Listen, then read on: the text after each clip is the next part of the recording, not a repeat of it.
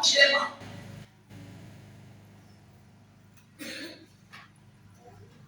Vijana naomba mjenge maisha yenu kwenye misingi ya matoleo bora kijiji kwa Tanzania. Mama ba hoteli atoka mbele na hoteli kama mimi kwa mahandi kama Ibrahim nataka ndio mwana pasi nile na bana. Lakini tunasema chini vijana. Na wachache. Ndio kwa sababu kwa kiroho muda ni bora roho. Anababa yako kwako joto hii. Ani yako unachobadilika. Mungu anaweza kubadilisha maisha ya mtu kwa sababu amegundua si moja. Na mwambie tu kweli mpendo. Yaani masomo kama mambo ya pesa mambo tena usichini. Utagusi hata ngoko. Ade na kai mambo anasema atatoa kilimo na atatoa mifugo. Kwa hiyo ni chinde magusi. Kani yangu bila mawazo ni chinde na chinde mchimbio. Mungu kwa nini kati ya kama. Mungu ndio anataka kutoka kwa kile kitu. Bwana Yesu asifiwe. Mbona chinde? Anakora chiko hai. Onganga hii. Iwe radi. Onganga wewe kichinde kwa hai.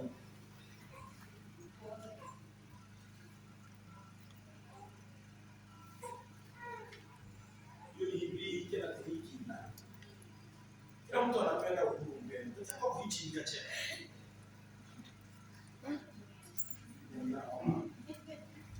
Fungua hela zako ziwe huru. Mwanzo ungekuwa mkegabo uniuru. Pomoda abo mitimbi kawo. Kana hapo hiyo ndutiri kwa na tena kwa chero. Okyo osea. Ana uite kichachi. Kako sapa tati chimbe chile kwa. Tati chimbe chingale kale. Yaani chile kumsukutalia wale italie koji kama ya dada. Ile mwese tinga. Utafuta dada kwa imani na naweka watu kimoja na kama hivi. Ndio ajaza. Mtu uishi kwa imani, basi kwa imani hatuwezi kueleza Mungu. Lazima muelewe Mungu. Bwana asifiwe. Unaamini Mungu kwa mambo ambayo wewe haiwezekana kwako, lakini unayaona.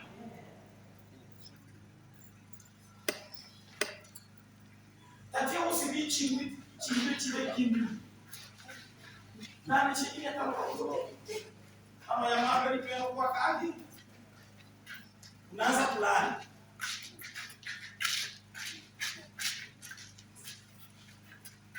Bwana Yesu asifiwe. Nisome ile mwanzo. Kuja kukua. Sisi kwa hiyo nitafutia mwanzo. Haraka inaliwa hapa tatu. Genesis.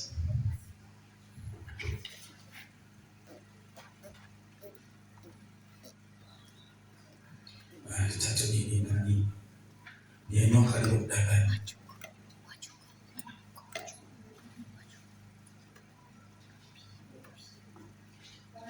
Ni nani? Mstari wa ngapi?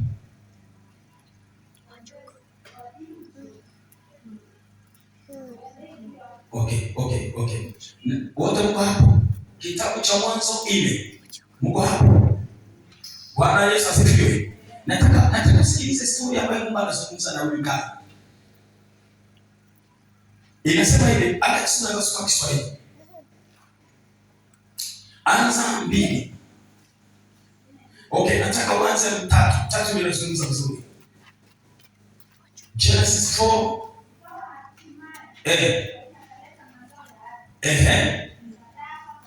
Yes.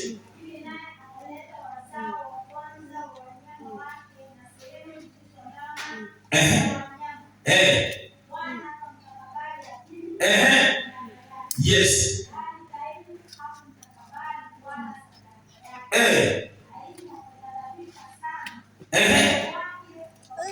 Sasa sikiliza ile Mungu anamwambia Kaini. 5. 6 ni.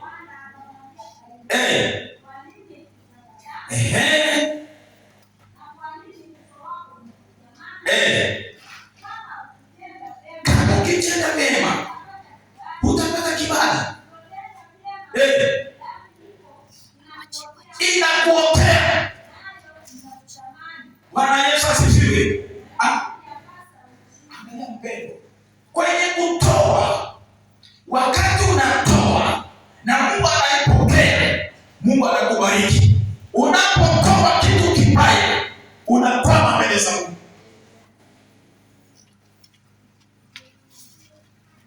Unaona vile tunaabudu Mungu, moyo wako unaufunguaje mbele zake?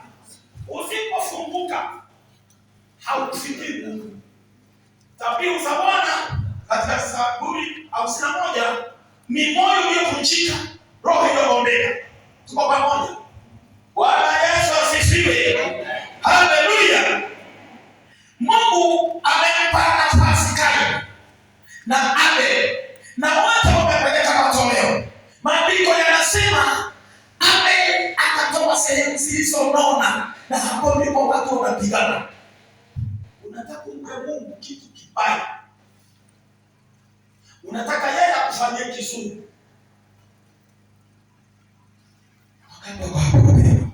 Wangapi wanataka Mungu akufanyie kitu kibaya? Tuseme tu ukweli. Wangapi wanataka Mungu akufanyie kitu kizuri? Unatoa kitu gani kwa Mungu? Maana kitu unachotoa ndicho kinazungumza. Nasema hivi, sadaka wakati unaitoa huzungumza, inanena mbele za Mungu. Wakati Mungu anamwambia Ibrahimu utapata mtoto, akapata mtoto Isaka. Mungu akamwambia Ibrahimu nenda umtoe Isaka. Alitaka kumthibitishia, nisikilize vizuri, alitaka kumuonesha sadaka huzungumza, na sadaka ilizungumza kupitia Isaka. Isaka wakati ameweka juu ya madhabahu, alizungumza akamwambia baba yake hivi, baba ninaona kuni, baba ninaona siri nini, na sadaka ya kuteketeza iko wapi? Sadaka huzungumza.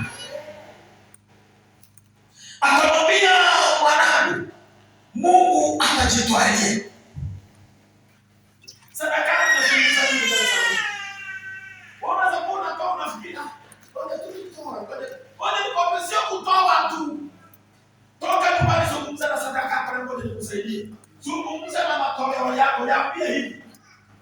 Amen. Hata kama ni pesa, ishike mkononi mwako, ieleze maneno. Wewe sadaka na kupeleka kwa Mungu. Na ninaomba maneno yangu leo yajibiwe. Kupitia wewe ninaenda kukutoa. Naomba baraka zangu zifunguke, na milango ifunguke kwa maisha yangu, na biashara ifunguke, na wewe pesa ulete pesa nyingi kwa maisha yangu. Baada ya kutoa sio kutoa tu, wewe kutoa sadaka. Sadaka inazungumza. Bwana Yesu asifiwe. Biblia inasema mambo ya kwanza bila kufanya kazi. Haya tukizungumza ile mkini.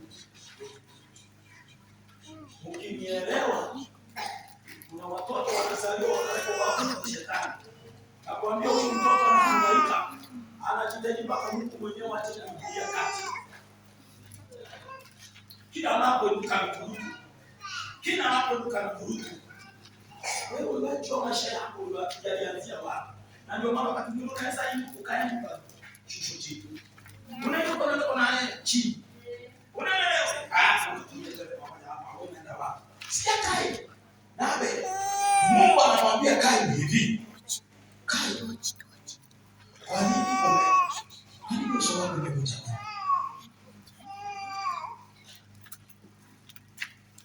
Anamwambia dhambi imekuotea. Wangapi wanajua maana ya kuotea? Kuotea. Kwenye mpira kuna ile nyingi nasikia kama tafadhali anasema offside. Yaani umeenda zaidi ya watu wote. Yaani umeenda mbele yao. Wewe ukipokea ule mpira wa offside. Sio? Tuko pamoja. Kuotea ni kwa Kiswahili.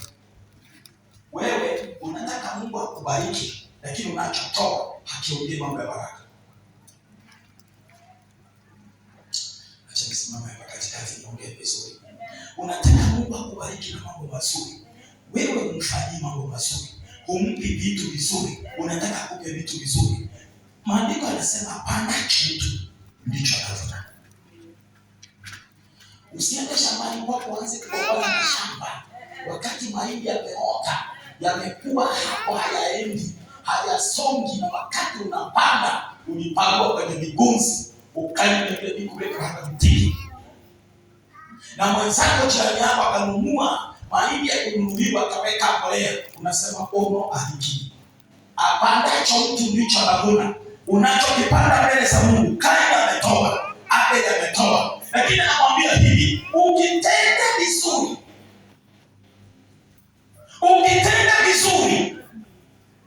Mungu ni hapo.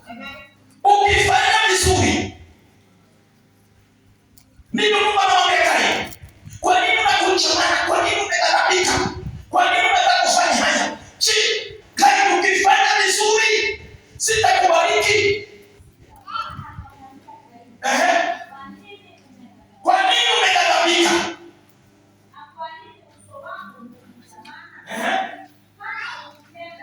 Kama ukitenda vyema utapata kibali.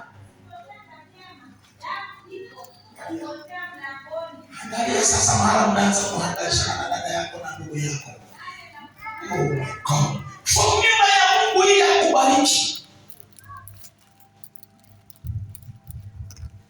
Bwana Yesu asifiwe. Amen. Mimi nimeelewa kanisa la Yesu Kristo. Ndio pastori Jumapili zikipabiliana. Kuna mama mmoja tena wa Mungu. Yeye aliamua atoe mbele za Mungu. Alikuwa amenunua zile sahani nzuri zile tunaziita sahani za udongo. Wakati zilikuwa zinawika. Akazichukua 12. Akazileta kabisa. Mimi nikiwepo. Sahani. Akaambia pasa hivi sina chochote naweza toa. Alipozileta, pasa akamuombea. Akamwambia hivi, Mungu wa mbinguni,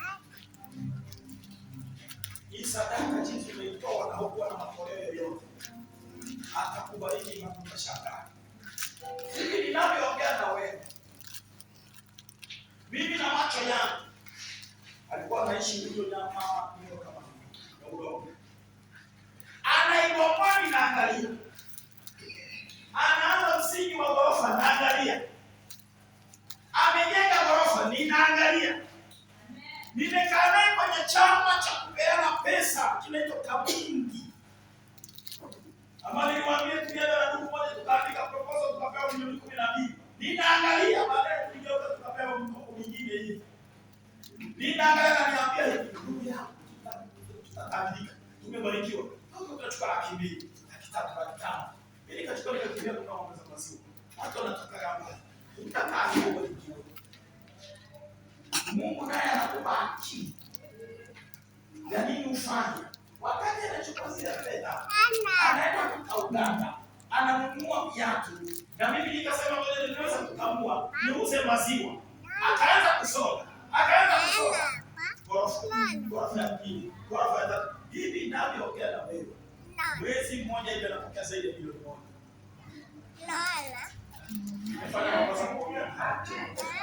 Ni mama, sio mwanaume, ni dada. Nako kanisani hivi naongea na wewe.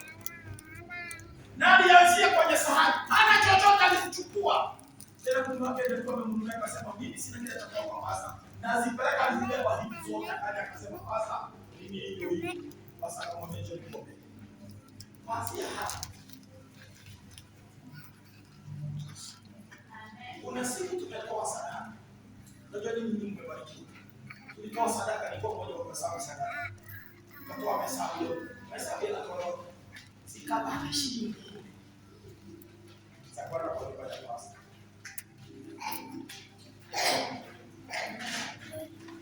Shilingi 4.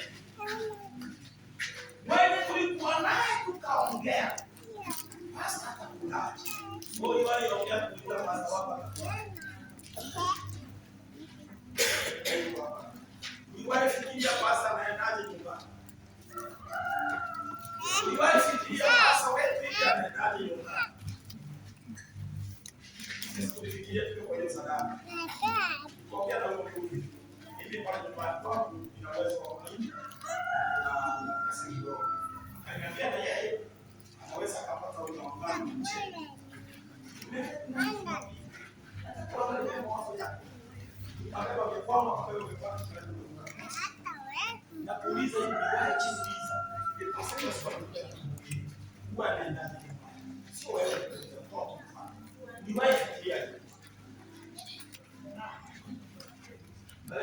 hata unakuwa mke wako. Hakuna anayetaka kujua nyumba ya pastor anaendaje. Mama yako. Wewe una pastor, haleluya. Pastor wangu ananiombea. Unambariki nani? Pastor jipigie debe. Mama pastor useme hapa amen peke yako. Hapo kama mtu ataongea hapa amen.